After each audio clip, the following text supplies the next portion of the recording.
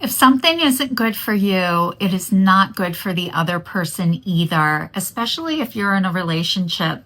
If someone is happy when you're not, they are not well. Hi, I am Michelle Simon, and I broke up with fear, shame, and guilt in 2019, and I am a former people pleaser who used to say things were good for me when they weren't. And really what I was doing is I was lying because I was afraid of, if I really spoke up, the raft of what would happen. If I did tell the truth, things would change and be different. And change is really hard and scary for me.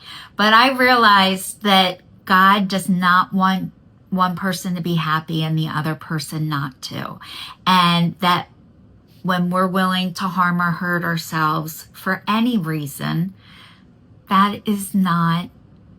that's a sickness. It is not wellness. And it's called people pleasing. And I know I was a huge people pleaser because I wanted everyone to like me. And if someone didn't like me, I would be devastated and that would crush me. But you know what? No matter how many people liked and loved me, it was never enough.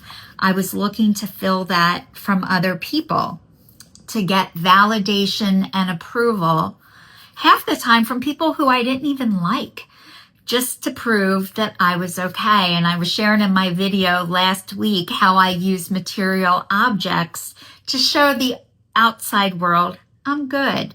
You know, if I can afford this stuff, my life must be pretty good.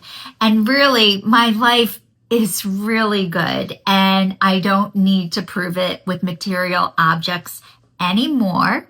However, I still like really nice things, and it's not to get permission from other people that I'm okay, because I know that I am.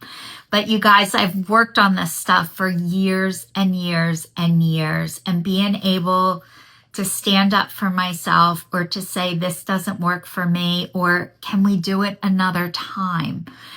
I've learned alternative ways to ask things, and I got to share this with you because this is kind of funny. When I moved into my neighborhood, my neighbor across the street asked me if I wanted to have a drink. Well, I didn't drink and I didn't know what to say. So I avoided her for like 2 years. And then one day it dawned on me, I could have said, how about coffee? Instead, I ducked my neighbor for 2 years because I didn't want to tell her that I didn't drink. Now the whole world knows I don't drink. And if I am found drunk, return me to Alcoholics